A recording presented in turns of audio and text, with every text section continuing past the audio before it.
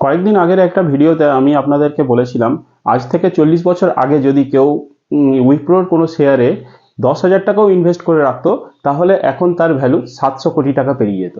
হ্যাঁ, এই 700 কোটি টাকা কথা শুনে পরে আপনাদের মধ্যে অনেকেরই এই কথাটা বিশ্বাস হয়নি। আপনাদের মনে হয়েছে আমি একটা আজগুবি কথা বলছি, এটার কোনো ভিত্তি নেই। কিন্তু এটা যে সম্ভব, এটা যে সত্যিকারের একটা ঘটনা, এটা আমি কিভাবে হয় সেই সমস্ত কিছু আজকের এই ভিডিওতে আপনাদেরকে বুঝিয়ে দেখাবো। তো এই ভিডিওটা শুরু করার আগে নমস্কার বন্ধুরা, আমি মধু, আর আপনারা দেখছেন ইনভেস্টমেন্ট জার্নি বেঙ্গলি। আর হ্যাঁ, যারা এখনো পর্যন্ত আমার এই চ্যানেলটাকে সাবস্ক্রাইব করেননি তাদেরকে অনুরোধ করব চ্যানেলটাকে সাবস্ক্রাইব করে নিন, আর পাশের বেল আইকনটাকে ক্লিক করে নোটিফিকেশনটাকে অন করে দিন, যাতে যখনই আমি নতুন কোনো ভিডিও নিয়ে আসবো তখনই যাতে আপনারা সেটা সঙ্গে সঙ্গে পেয়ে যান। তো চলুন ভিডিওটা শুরু করা যাক।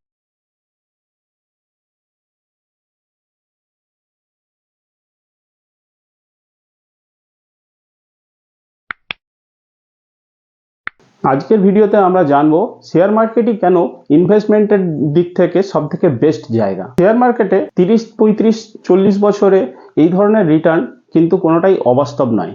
এই ধরনের শুধু উইপ্রো নয়, উইপ্রো ছাড়াও আরও বেশ কিছু কোম্পানি আছে যারা এই ধরনের রিটার্ন দিয়ে, যেমন এমআরএফ এর উদাহরণই আপনারা নিয়ে নিতে পারেন, অথবা ইনফোসিস আছে, আইটিসি আছে, বাজাজ ফাইন্যান্স আছে। এ ধরনের বহু কোম্পানির শেয়ার আপনারা দেখতে পারেন 30 থেকে 35 বছরে বা 40 বছরে কি ধরনের রিটার্ন দিয়েছে।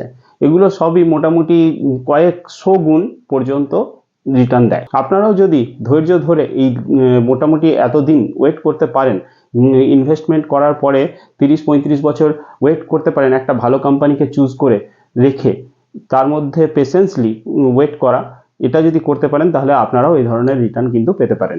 এই ধরনের রিটার্ন পেতে গেলে আপনাদেরকে কয়েকটা দিক ভালো করে বিবেচনা করে দেখতে হবে। ফার্স্টে আপনাদেরকে একটা কোম্পানি চুজ করতে হবে যেটা এই ধরনের গ্রোথ দিতে পারে। কোম্পানিটা যেন গুড হয়, গুড কোয়ালিটির কোম্পানি। নাম্বার 1, গুড কোম্পানি হতে হবে। গুড কোম্পানি বলার উদ্দেশ্য হচ্ছে যার প্রফিটেবিলিটিটা ভালো থাকবে, আর লং টার্মে মোটামুটি বহুদিন ধরে বিশ্বস্ত একটা কোম্পানি, যার কোনো ব্যাডউইল নেই, গুডউইল আছে মার্কেটে, তেমন কোম্পানি নিতে হবে। আর যার প্রোডাক্টের কাস্টমার রিভিউও ভালো, এই ধরনের কোম্পানি আপনাকে চুজ করতে হবে। আর তার আরেকটা মেন হচ্ছে আপনাকে পেশেন্সলি সেখানে ইনভেস্টেড থাকতে হবে, ইনভেস্টেড ফর লং টাইম। এই ধরনের রিটার্ন পেতে চাইলে, মাল্টিব্যাগার্স রিটার্ন পেতে চাইলে আপনাকে কিন্তু ধৈর্য ধরে থাকতে হবে বড় দিনের জন্য, বেশি দিনের জন্য। আপনি যদি ভাবলেন যে 4-5 বছর বা 10 বছরের মধ্যে এই ধরনের রিটার্ন পাবেন, তাহলে কিন্তু এটা সম্ভব না। আপনাকে কম করেও 25-30 বছর, 35 বছর আপনাকে ওয়েট করতে হবে, তবেই এই ধরনের আপনারা রিটার্ন পেতে পারেন। আর যখন আপনি প্রোডাক্টটা কিনবেন, শেয়ারটা কিনবেন, তখন তার ভ্যালুটা, তার প্রাইসটা যেন রিজনেবল থাকে। অনেক সময় মার্কেট অনেক আপ থাকে, সেই সময় যদি আপনারা কেনেন তাহলে এই ধরনের রিটার্নের কিন্তু সম্ভাবনাটা কম। মার্কেট যখন কারেকশন মোডে থাকবে, অর্থাৎ মার্কেট যখন ডাউনে থাকবে, সেই টাইমে যদি আপনারা ভালো কোম্পানিতে বিনিয়োগ করেন তাহলে এই ধরনের রিটার্ন পাওয়ার সম্ভাবনাটা আপনাদের বেশি থাকবে। তাই টাইম অফ পারচেজ একটা বড় ফ্যাক্টর, এটাও একটা বড় ফ্যাক্টর হয়ে যায়, যে আপনি যে টাইমটায় কিনছেন সেই টাইমটা যেন ভালো থাকে, বা ভ্যালু, তার প্রাইসটা, শেয়ারের প্রাইস যেটা, সেটা যেন রিজনেবল। প্রাইসটা যখন হাই প্রাইস থাকবে তখন কিনলে পরে আপনি রিটার্নটা কিন্তু সেই মতো পাবেন না, কারণ পরে কারেকশনের সময় ওটা আবার ডাউনও হয়ে যেতে পারে। তাই যদি আপনি ভালো প্রাইসে কোনো একটা কোম্পানি, ভালো কোম্পানির শেয়ার কিনে লং টার্মের জন্য রেখে দিতে পারেন, তাহলে পরে কিন্তু এই ধরনের রিটার্ন আপনারা পেতে পারেন। তো এই ধরনের রিটার্ন যখন পাওয়া সম্ভব, আমি বলছি আপনাদেরকে, তখন আপনাদের মনে হতেই পারে তাহলে পরে কেন এত কম মানুষ শেয়ার মার্কেটে বিনিয়োগ করে। শেয়ার মার্কেটে কম মানুষ বিনিয়োগ করার পেছনে বেশ কিছু কারণ আছে। মানুষের মধ্যে একটা ভয় আছে। আজ থেকে মোটামুটি আমি যদি 90-এর দশকের কথা বলি, 90-এর দশকে এমন কিছু ঘটনা ঘটেছিল শেয়ার মার্কেটে, যার ফলে বেশ কিছু মানুষের এর মধ্যে শেয়ার মার্কেট সম্পর্কে একটা নেতিবাচক ধারণা জন্মে গেছে। যেমন ওই টাইমটাতেই আপনার আপনার হর্ষদ মেহতার যে কেসটা হয়েছিল, আপনারা সবাই নিশ্চয়ই শুনেছেন। হর্ষদ মেহতার যে কেলেঙ্কারি ঘটেছিল, সেই কেলেঙ্কারির জন্য শেয়ার মার্কেটে বিশাল বড় একটা নেগেটিভ নিউজ ছড়িয়ে গেছিল। সবাই মনে করছিল সেই সময় যে হর্ষদ মেহতা যে ঘটনা ঘটিয়েছিল, একটা পার্টিকুলার এসিসি সিমেন্টের প্রাইসকে উনি জাস্ট 200 টাকা থেকে 10,000 টাকা পর্যন্ত পৌঁছে দিয়েছিলেন, মনোপলি সৃষ্টি করেছিলেন শেয়ার মার্কেটে। আর যখন তার এই ঘটনা সবার সামনে আসে, তখন মার্কেট একবারে ভেঙে পড়ে। তখন প্রচুর মানুষের প্রচুর লস হয়েছিল। তো তার আগে কিন্তু বহু মানুষ বহু প্রফিটও করে নিয়েছিল এই এসএসসি সিমেন্টের ইনভেস্ট করে পরে। কিন্তু যখন এই ধরনের কেলেঙ্কারি সবার নজরে চলে আসে, যখন হর্ষদ মেহতা ধরা পড়ে, তখন মার্কেট একবারে ভেঙে পড়েছিল। তখন প্রচুর মানুষের লস হয়েছিল। এই কারণে এই ধরনের ঘটনা আরও চেতন পারেখের ঘটনাও আছে। এই ধরনের বেশ কিছু ঘটনা তখন ঘটেছিল। সেই কারণে মানুষের মনে একটা নেগেটিভ ধারণা জন্মে গেছে যে এখানে এটা হচ্ছে একটা জুয়া খেলার জায়গা, যে যে পারে আসে সেখান থেকে মার্কেটকে হঠাৎ করে উঠিয়ে দেয়, আবার হঠাৎ করে মার্কেট পড়ে যায়। এতে মানুষের প্রফিট হওয়ার থেকেও লস হওয়ার চান্সটাই বেশি। এটাই মানুষের ধারণা হয়ে গেছিল, জন্মে গেছিল। তখন অ্যাকচুয়ালি সেবি ছিল না, কোনো আপনার কন্ট্রোল করার কোনো কমিটি বা কিছু ছিল না, রেগুলেশন কমিটি একটা সেবি, যেটা পরে প্রতিষ্ঠিত হয়েছিল 1992 সালে। সেই ধরনের কোনো রেগুলেশন, কোনো কমিটি বা কিছু অর্গানাইজেশন সেই সময় ছিল না তার আগে। তখন অনেক ধরনের প্রবলেম ছিল। শুধুমাত্র এই ধরনের যে একটা কেলেঙ্কারি হয়েছিল, কেলেঙ্কারি হওয়ার পেছনেও বেশ কিছু কারণ ছিল। কারণ তখন কোনো ডিজিটালি কিছু ছিল না, সব কিছু ম্যানুয়ালি হতো। তখন মার্কেটকে ম্যানিপুলেট করা খুব সহজ ছিল, সেই জন্যই এই ধরনের ঘটনাগুলো ঘটে যেত। তখন আরও বিভিন্ন সমস্যা ছিল, যেমন যেহেতু ম্যানুয়ালি হতো, তখন পেপারেই শেয়ার কেনা বেচা হতো। পেপার যদি কিছু কারণে যদি ডিস্ট্রয় হয়ে যেত, আগুন জ্বলে যেত বা জলে ভিজে যেত, তাহলে পরেও কিন্তু সেই কোম্পানি থেকে তাদের মানে শেয়ারের পয়সা ফেরত পাওয়ার চান্স খুবই কম থাকতো। তখন এগুলো এই ধরনের প্রবলেম ছিল। প্লাস তখন অ্যাকচুয়ালি ইউনিট কিনতে হতো একবারে লটে। এখন যেমন আমরা চাইলে পরে একটা দুটো শেয়ারও কিনতে পারি কোনো কোম্পানির, তখন কিন্তু 100টা বা 50টা এই ধরনের লটেই কিনতে হতো। সেক্ষেত্রে ক্যাপিটালও একটু বেশি প্রয়োজন পড়তো। ছোটোখাটো আমরা যেমন এখন একটা দুটো শেয়ারও কম দামেও কিনে নিতে পারি আমাদের ডিম্যাট অ্যাকাউন্টের মাধ্যমে, কিন্তু তখন সেটা সম্ভব ছিল না। আর এখন যেহেতু ডিম্যাট হয়ে যাওয়াতে আপনার সমস্ত কিছু ডিজিটালি হয়ে গেছে, তাই আপনারা একটা শেয়ার কিনে পরে ডিম্যাট অ্যাকাউন্টে যখন রাখছেন, সেটা সম্পূর্ণ সুরক্ষিত থাকছে। এখন আর সেটা হারিয়ে যাওয়ার বা নষ্ট হয়ে যাওয়ার কোনো সম্ভাবনা নেই। এই ধরনের সুবিধাগুলো এখন এসে গেছে। আগেকার মানুষের যে ভয়টা ছিল, এখন সেই ভয়টা থাকার কোনো যুক্তি নেই। যদি আপনি একটু বিবেচনা করে দেখেন কোন শেয়ারটা ভালো শেয়ার যদি চুজ করতে পারেন, কিভাবে শেয়ার চুজ করতে হয় সেগুলো আমি আগামী দিনে শেয়ার ভিডিওতে আপনাদেরকে শেখাবো। কিভাবে আপনারা একটা কোম্পানির শেয়ার ভালো কি খারাপ সেটা কিভাবে অ্যানালিটিক্স চেক করে পরে চুজ করতে পারবেন, বুঝতে পারবেন, সেটাও আমরা পরে শিখবো। তো এই ধরনের কোম্পানিগুলোকে যদি আপনারা চুজ করেন আর একটা ভালো দামে যদি কিনে রাখতে পারেন, তাহলে পরে এখান থেকে প্রফিট হওয়ার চান্সটা খুব বেশি। দেখুন, আমাদের মতো দেশে এখনো পর্যন্ত 4 থেকে 5% লোকই শেয়ার মার্কেটে ইনভেস্টমেন্ট করে।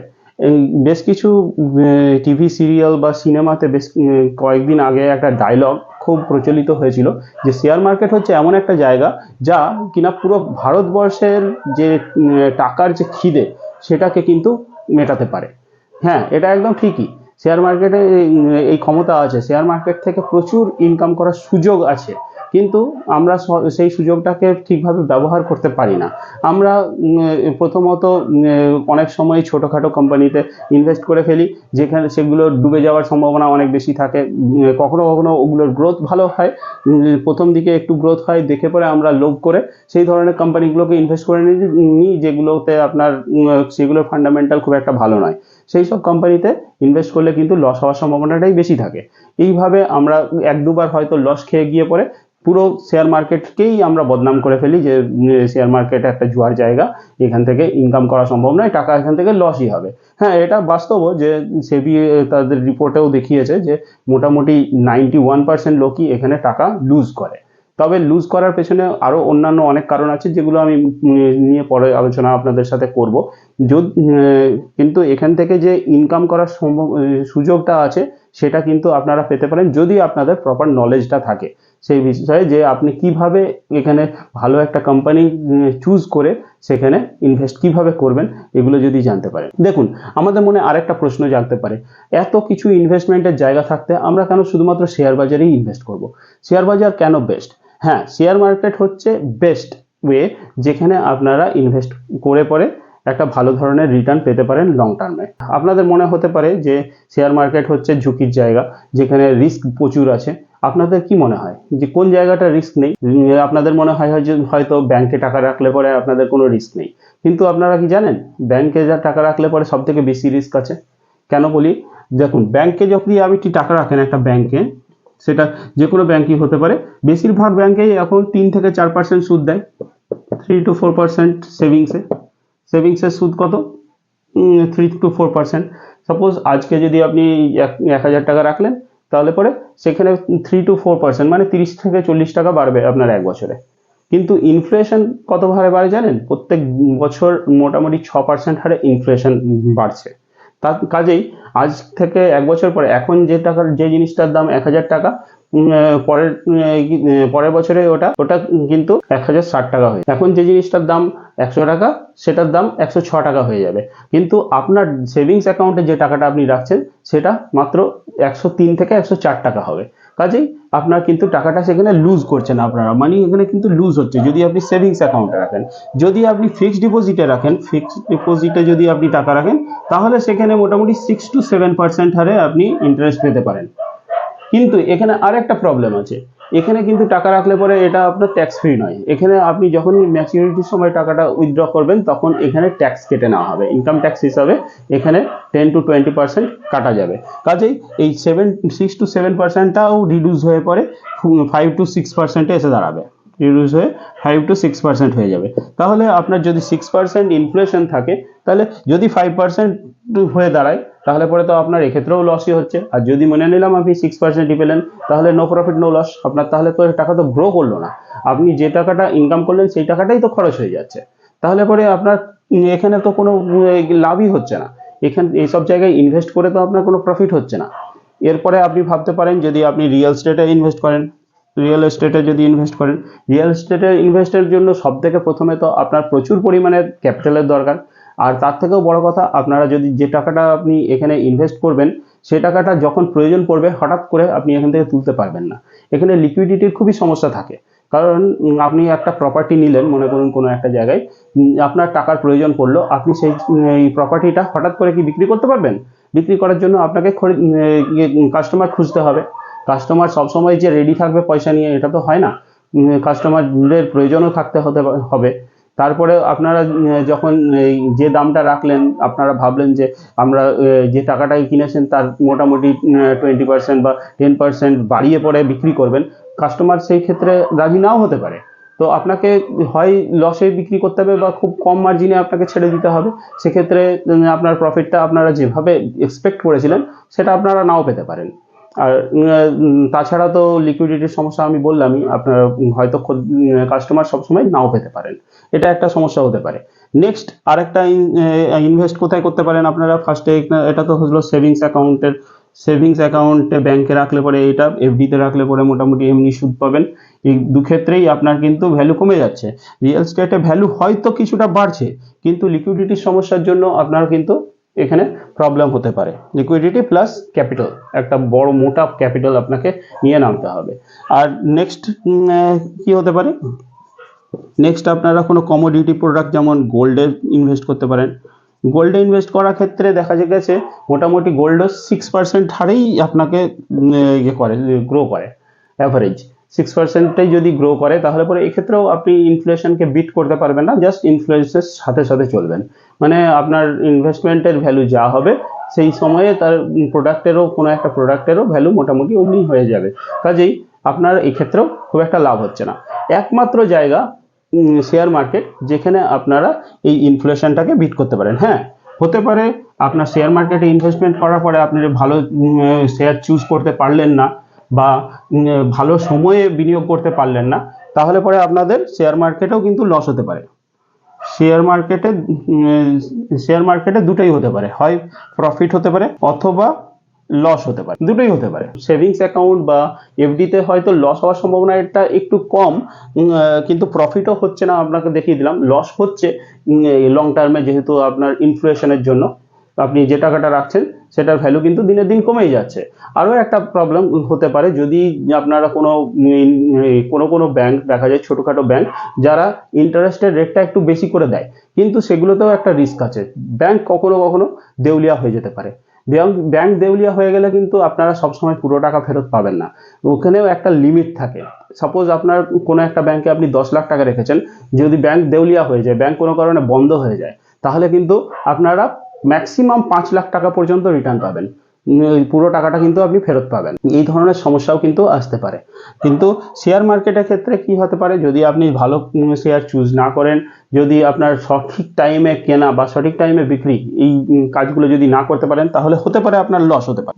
কিন্তু যদি আপনি একটু ইন্টেলিজেন্টলি, একটু বুদ্ধি নিয়ে পরে ইনভেস্টমেন্ট করেন শেয়ারে, একটা ভালো শেয়ার ভালো সময়ে কিনে দীর্ঘদিন ধরে রেখে যদি সেটাকে বিক্রি করতে পারেন একটা, তাহলে পরে কিন্তু এখান থেকে প্রফিট হওয়ার সম্ভাবনা অনেক বেশি, আর যেখানে আপনি ইনফ্লেশনকে খুব সহজেই বিট করতে পারবেন। এই সব বিষয়গুলোর জন্যই একমাত্র শেয়ার মার্কেট হচ্ছে এমন একটা জায়গা যেখানে আপনারা খুব সহজে, আর সব থেকে আরেকটা বড় পজিটিভ দিক হচ্ছে এখন শেয়ার মার্কেটে ইনভেস্টমেন্ট খুবই সহজ হয়ে গেছে। একটা ডিম্যাট অ্যাকাউন্ট আপনাকে খুলে নিতে হবে। ডিম্যাট অ্যাকাউন্ট খোলা তো আমি আগের ভিডিওতেও বলেছি আপনাদেরকে, খুব সহজেই আপনি যে ব্যাংকে অ্যাকাউন্ট আছে আপনার, সেই ব্যাংকও প্রোভাইড করে ডিম্যাট অ্যাকাউন্টের জন্য। তবে সেক্ষেত্রে একটু রেটটা বেশি হয়ে থাকে, কিন্তু যদি আপনারা বেশ কিছু প্রাইভেট ডিম্যাট অ্যাকাউন্ট করা বিভিন্ন অ্যাপসও এখন আছে, যেমন গ্রো, জিরোধা, এ ধরনের প্রচুর অ্যাপস আছে যেখান থেকে আপনারা খুব সহজেই একটা ডিম্যাট অ্যাকাউন্ট খুলে নিতে পারেন। ডিসক্রিপশন বক্সে আমাদের একটা গ্রোর লিঙ্ক দিয়ে দেবো, যেখান থেকে আপনারা সহজেই ডিম্যাট অ্যাকাউন্ট খুলে পরে সেখান থেকে শেয়ার কেনাবেচা করতে পারবেন। শেয়ার ডাইরেক্ট যদি আপনাদের কিনতে সাহস না থাকে, তাহলে পরে আপনারা আরেকটা কাজ করতে পারেন, মিউচুয়াল ফান্ডেও ইনভেস্ট করতে পারেন। মিউচুয়াল ফান্ডে ইনভেস্ট খুবই সহজ।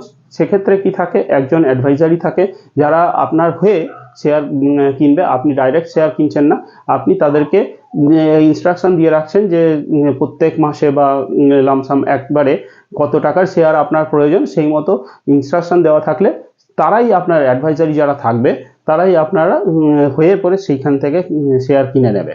আর সেক্ষেত্রে আপনাদের টেনশনটা অনেকটাই কম থাকবে, আপনাদের অত অ্যানালাইসিস করার, ঠিকমতো শেয়ার মানে কিনতে চুজ করার ব্যাপারটা থাকবে না, খুব সহজ হয়ে যায় যদি আপনারা মিউচুয়াল ফান্ডে ইনভেস্ট করেন। মিউচুয়াল ফান্ডের ব্যাপারে নিয়ে আমি পরে আরেকটা ভিডিওতে আরও ডিটেলসে ডিসকাস করব, কিভাবে আপনারা মিউচুয়াল ফান্ডে ইনভেস্ট করতে পারেন, কোন প্ল্যানটা আপনাদের জন্য বেটার হতে পারে, কোন মিউচুয়াল ফান্ডেও অনেক ধরনের মিউচুয়াল ফান্ড আছে, কোনগুলো আপনাদের জন্য বেনিফিট হতে পারে অ্যাজ আ বিগিনার, সেই সমস্ত জিনিস নিয়েও আমরা পরে ডিসকাস করব। তো আমরা দেখতেই পাচ্ছি তাহলে পরে শেয়ার মার্কেটে, সেটা হতে পারে ডাইরেক্ট শেয়ার অথবা মিউচুয়াল ফান্ড, যে কোনো একটা জায়গায় আপনারা বিনিয়োগ করলে পরে একমাত্র এটা এমন একটা জায়গা যেখানে আপনাদের ইনফ্লেশনকে খুব সহজে বিট করতে পারেন। শেয়ার মার্কেটে ইনভেস্টমেন্টের বেনিফিট 1 নম্বর হচ্ছে গিয়ে ইনফ্লেশনকে খুব সহজে বিট করা যাবে। 2 নম্বর হচ্ছে এখানে ক্যাপিটাল খুব একটা বেশি লাগে না। রিস্ক কম্পারেটিভলি অন্যান্য জায়গার তুলনায় কিন্তু এখানে কমই আছে রিস্ক, যদি আপনি একটু ইন্টেলিজেন্ট ইনভেস্ট করেন। রিস্ক লেস, সবাই বলে রিস্ক বেশি, কিন্তু আমি বলছি রিস্ক কম আছে কম্পারেটিভলি। কারণ আপনারা দেখতেই পেলেন ইনফ্লেশনের জন্য কিন্তু আমাদের টাকা আমরা লুজ করছি, সেটা আমরা সেভিংসেই রাখি বা ফিক্সড ডিপোজিটেই রাখি বা গোল্ডেই রাখি, আমরা লুজ করছি। তো সেক্ষেত্রে আমাদের রিস্কটা এখানে কম। প্রপার্টিতে রিস্ক আরেকটু কম আছে, কিন্তু আরেকটা ব্যাপার ওটা তো থাকছেই, আপনাদেরকে যেটা বলেইছি যে এখানে আপনার ক্যাপিটালও বেশি লাগবে, প্লাস আপনাদের লিকুইডিটিটা কম এখানে। কিন্তু শেয়ার মার্কেটের আরেকটা বেনিফিট হচ্ছে লিকুইডিটিও এখানে খুবই ভালো। আপনারা একটা জাস্ট ক্লিকেই শেয়ারকে বিক্রি করে দিতে পারেন, আর আপনার অ্যাকাউন্টে আবার টাকা রিটার্ন চলে আসবে। আপনি যে অ্যামাউন্টে বিক্রি করতে চাইছেন, যদি লস হচ্ছে লস বুক করে নিতে পারেন, যদি মনে হচ্ছে যে আরও লস হয়ে যাওয়ার ভয় থাকে, তাহলে পরে আপনারা কম লসেই আপনি বেরিয়ে যেতে পারেন। আবার প্রফিট হলেও আপনাদের একটা পরে মনে হতে পারে, একটা লেভেলে যাওয়ার পরে যদি মনে হয় যে এখানে তো অনেকটা বেড়ে গেছে, এবার পড়ে যাওয়ার সম্ভাবনা আছে বিভিন্ন কারণে, তাহলে পরে কিন্তু আপনারা খুব সহজেই এখান থেকে মানি উইথড্র করে নিতে পারেন, শেয়ার বিক্রি করে টাকাটা উইথড্র করে নিতে পারেন। তাহলে দেখা যাচ্ছে এখানে লিকুইডিটিটাও খুব ভালো। বিভিন্ন এই সব কারণ যদি আমরা বিবেচনা করি তাহলে পরে কিন্তু share market is the best. Share marketing is the best আমরা বলতেই পারি। তো আজকের এই ভিডিওতে আপাতত এতটুকুই রাখছি, দেখা হবে আবার পরের ভিডিওতে। আর যদি ভিডিওটা ভালো লেগে থাকে তাহলে ভিডিওটাকে একটা লাইক আর শেয়ার করে দেবেন। আবার দেখা হবে পরের ভিডিওতে। নমস্কার।